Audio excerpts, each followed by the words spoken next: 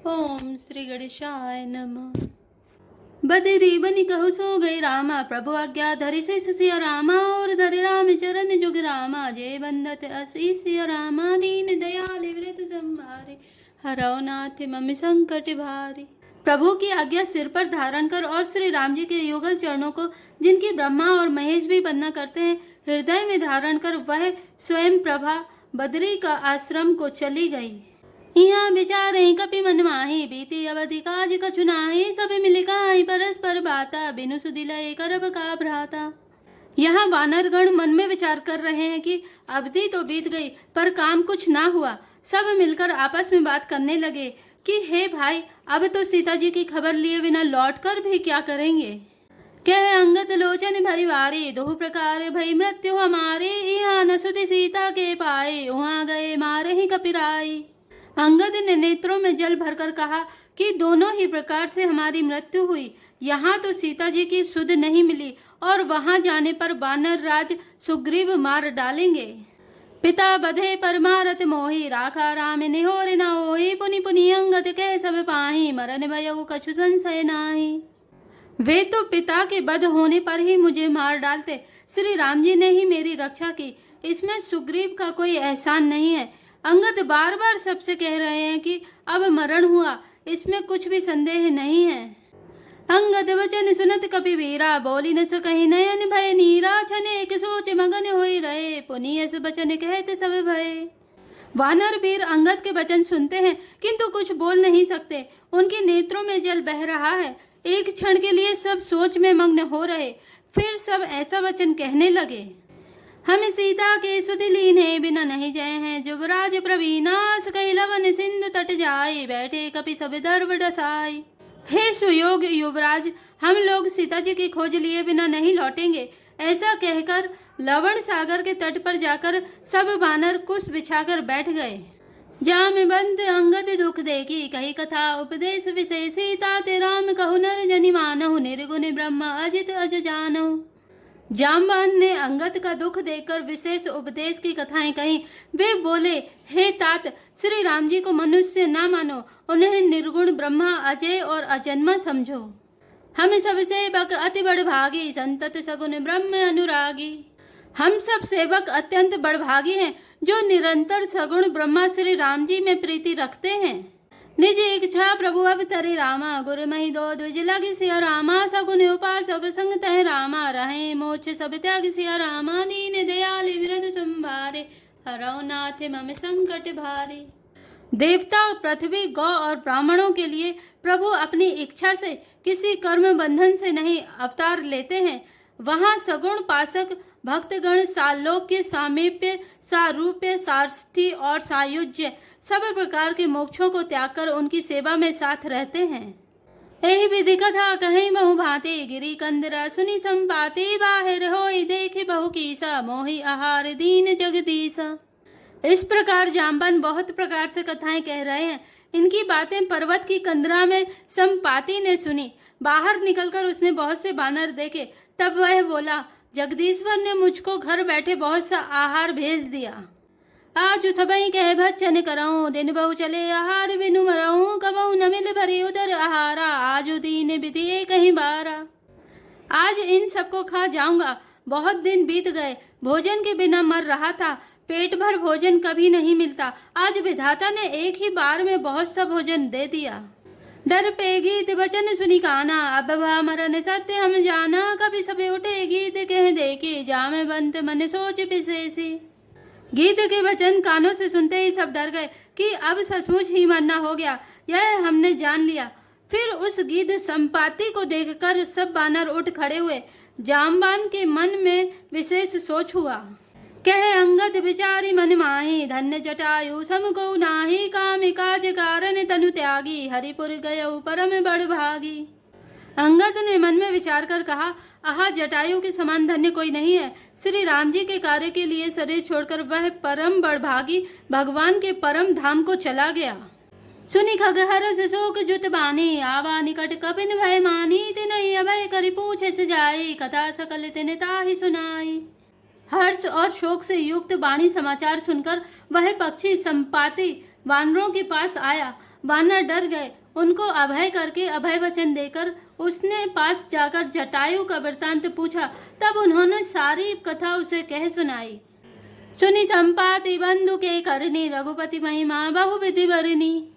भाई जटायु की करनी सुनकर संपाति ने बहुत प्रकार से श्री रघुनाथ जी की महिमा वर्णन की। मोहिल जाहु सिंधु तट रामा, देहु तिलांजलि ताहि सिया रामा। बचन सहाय कर में रामा, पेहु खोजहु जाहि सिया रामा। दीन दयाल वृद्ध संभारे, हरौ नाथ मम संकट भारे। उसने कहा, मुझे समुद्र के किनारे ले चलो, मैं जटायु को तिलांजलि दे दूं। इस सेवा के बदले मैं तुम्हारी वचन से सहायता करूंगा, अर्थात सीता जी कहाँ हैं सो बतला दूंगा। जिसे तुम खोज रहे हो उसे पाओगे। अनुज क्रिया करी सागर तीरा, कही निज कथा सुनाओ कपिवीरा। हम दो बंधु प्रथम तरुणाए, गगन गए रवि निकट उड़ाए। समुद्र के तीर पर छोटे भाई जटायु की क्रिया श्राद्ध आदि करके संपाति अपनी कथा कहने लगा।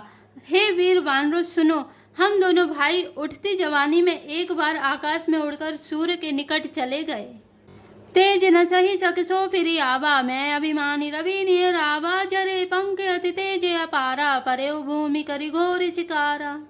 वह जटायु तेज नहीं सह सका, इससे लौट आया, किंतु मैं अभिमानी था इसलिए सूर्य के पास चला गया। अत्यंत अपार तेज से मेरे पंख जल गए। मैं बड़े जोर से चीख मारकर जमीन पर गिर पड़ा।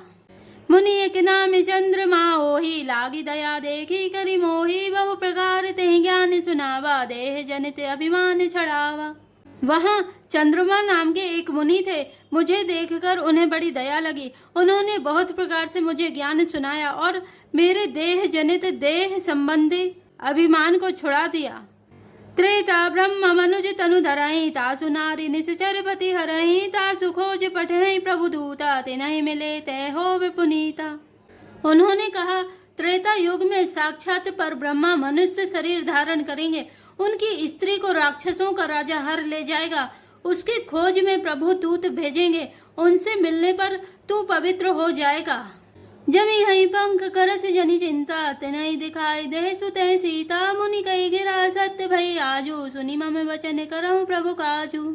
और तेरे पंख उग आएंगे, चिंता ना कर, उन्हें तू सीता जी को दिखा देना। मुनि की वह वाणी आज सत्य हुई। अब मेरे वचन सुनकर तुम प्रभु का कार्य करो। गिरि त्रिकूट ऊपर बस लंका, तह रह रावण सहज असंका। तह अशोक उपवन जह रही, सीता बैठी सोच रत आई। त्रिकूट पर्वत पर लंका बसी हुई है।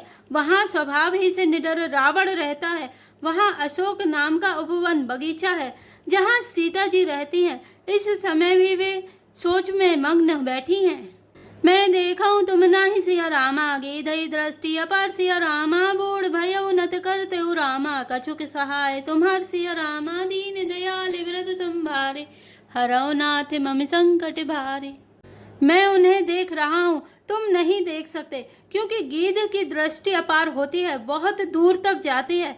क्या करूं, मैं बूढ़ा हो गया, नहीं तो तुम्हारी कुछ तो सहायता अवश्य करता। जो ना गई सत जो जन सागर, करई सुराम काज मति आगर। मोहि बिलो की धरऊ मन धीरा, राम कृपा कैसे भयऊ शरीरा। जो 100 योजन 400 कोस समुद्र लांघ सकेगा और बुद्धि निधान होगा, वही श्री राम जी का कार्य कर सकेगा। निराश होकर घबराओ मत, मुझे देखकर मन में धीरज धरो। देखो, श्री राम जी की कृपा से देखते ही देखते मेरा शरीर कैसा हो गया। बिना पंख का बेहाल था, पंख उगने से सुंदर हो गया। पाप्यूजा करे नाम सुमिरहि, अति अपार भव सागर तरहि। तासु दूत तुम तज कदिराई, राम हृदय धरि करहु पाई। पापी भी जिनका नाम स्मरण करके अत्यंत अपार भव सागर से तर जाते हैं, तुम उनके दूत हो। अतः कायरता छोड़कर श्री राम जी को हृदय में धारण करके उपाय करो। अस कही गरुण गीत जब गयऊ, तिनके मने अति विस्मय भयऊ। निज निज बल सब काहू, भाषा पार जाय कर संशय राखा। काकभूषुंड जी कहते हैं, हे गरुण जी, इस प्रकार कहकर जब गीध चला गया तब उन बानरों के मन में अत्यंत विस्मय हुआ। सब किसी ने अपना अपना बल कहा, पर समुद्र के पार जाने में सभी ने संदेह प्रकट किया। जरट भयो अब कहे छेसा, नहीं तन रहा प्रथम बल लेसा, जब ही त्रिविक्रम भय करारे, तब मैं तरुण रहूं बल भारी।